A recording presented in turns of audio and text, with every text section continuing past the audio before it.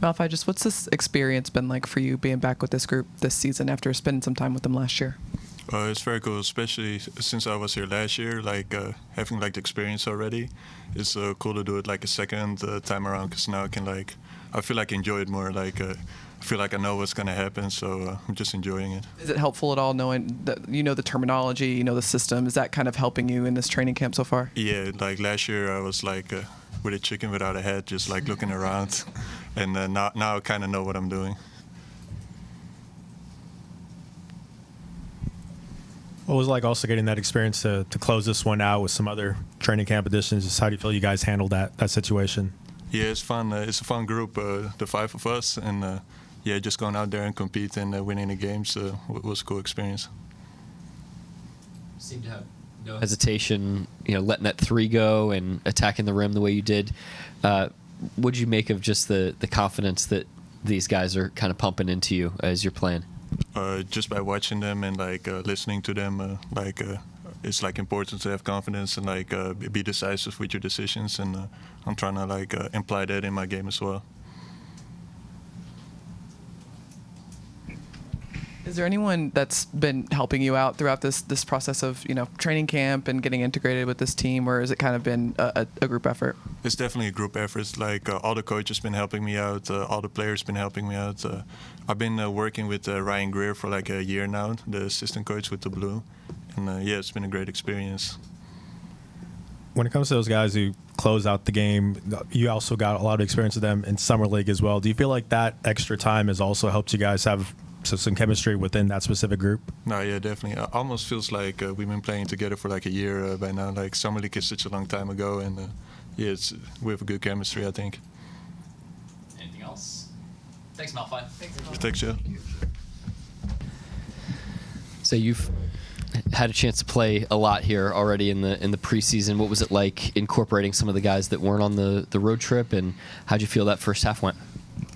We played our brand of basketball. It was good to see the guys, back in action that didn't play in our first 2 games.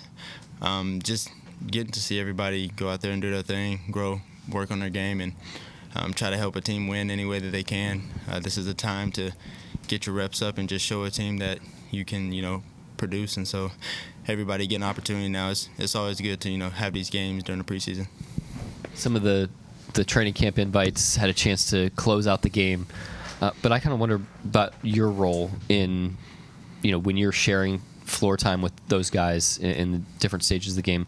What are you trying to do in terms of, organizing or, making sure that there's some continuity there for them to play off of? Yeah, first and foremost, I'll say that they've done a really good job of just asking questions and making sure that they're in the right places at the right time. They've done a tremendous job every time that they touch the floor. And it shows. It shows that they've seen the way that the culture here shows a lot of continuity, and they don't want to come in a game and slow that down. They've done a really good job of picking that up. So when I'm out there, I'm doing my thing, but also trying to teach. And I think everybody else on our team does a really good job of doing that as well. So whenever they're on the floor, nobody's lost. Everybody's playing free. Everybody's having fun. How do you feel going into this season versus last year with making sure your body's right and everything? Good. Excited to play. Excited to be back here in front of you guys, in front of the fans, and just play the sport that we love. Short summer, but a beautiful summer. And now that we're here playing basketball again, we got the same goal in mind. We know it starts now, and so we're just excited. Not too many guys have played more or been around with Jay Will than you. How have you seen his shot sort of progress from high school all the way to now where he's shooting no-dip threes? He's always worked. And even in high school, he shot threes here and there, but one thing he never stopped doing was working on it, and it shows. Now he shoots with a lot of confidence. Whether he's making or missing, he shoots the next one like it's going in. And at his position and what he does for the team, I think it really helps, especially the way that he creates action. He can roll or he can choose to pop. Something that he just continuing to work on, and it's starting to show out there.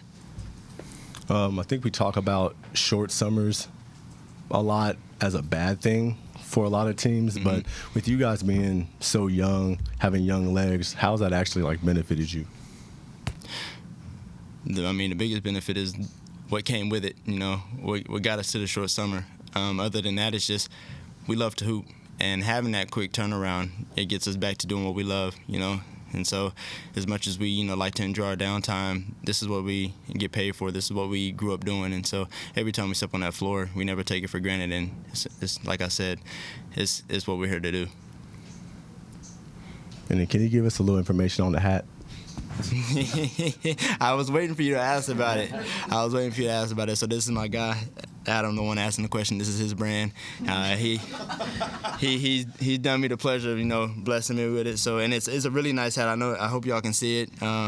Controversial Club, and I've worn it all summer. And this isn't a promotional thing or anything, but I just want to say thank you to my guy. Let me rock the brand.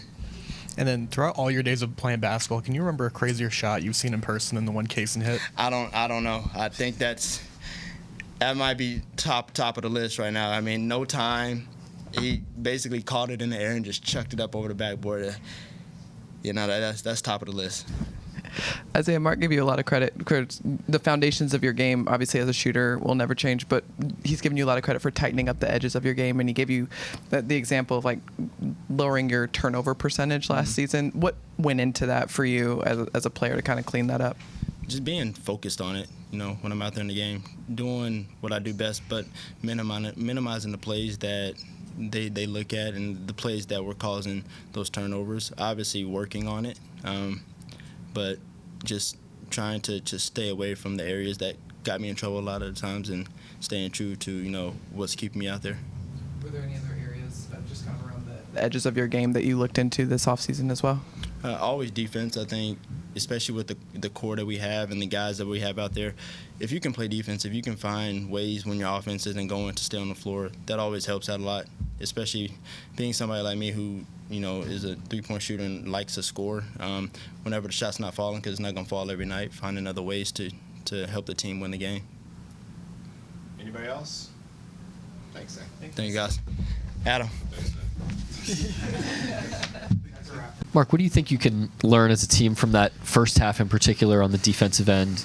It seemed like the tone was really set in that first quarter, and then maybe Charlotte got a little loose in the second quarter. Yeah, I thought we came out very sharp on both ends. I thought we had great carryover from the training camp practices in the first quarter, and then we had a little bit of identity drift in the second, which could have been fatigue. It could have been a number of things, but I thought in the first quarter we were really, really sharp and looked really good. Just how about the opportunity for the guys late to execute and play in a game that had some game pressure? Yeah, anytime the scoreboard's on, we want to try to win the game, and those guys did a really good job of focusing possession to possession, came up with some big stops and big plays. CY had a great rebound, Zach had a great drive, and then a great rebound at the end. Obviously, Jazzy got us afloat there offensively, so good contributions from all those guys. They've done a nice job so far in these games. Had extended minutes in that playmaking role tonight. What'd you see from him? Yeah, he was good. He's quietly, the team's performed at a high level while he's been an NBA player, but he's quietly been developing over that time, and growing, and his floor is so high and he's so impactful. I think it's sometimes easy to overlook how much better he's getting, but he is getting better, in a lot of ways, and that's one of them. He's more comfortable with the ball in his hands. It's the game slowing down for him a little bit. First time you guys have gone to iHeart and J. Will in the same lineup. What'd you like from that? Did you see what you want to see from that lineup? Yeah, I didn't know what I wanted to see.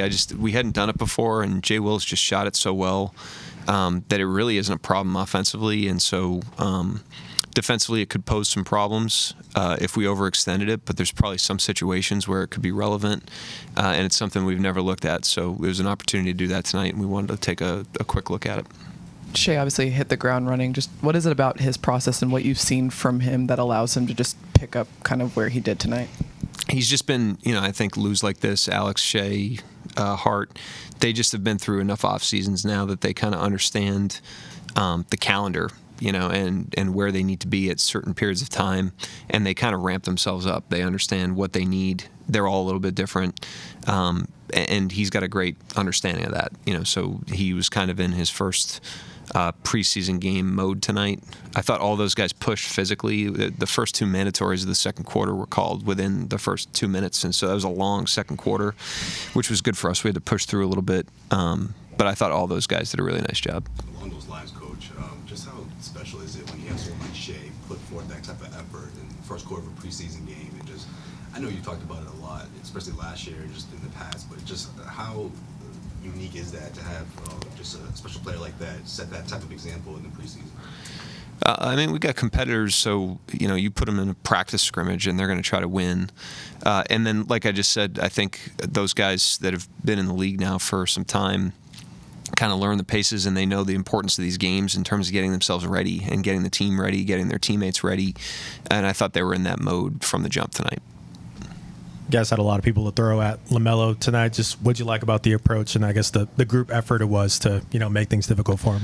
Yeah, it was good for us. He's a dynamic player that's slippery, and he's got great range, and so it's a good look for us. They all of them. Miller, Trey. Those guys are tough covers because of how much of the floor they use, and so you got to go play them, and it extends your bigs a little bit. It was a good game for us from that respect.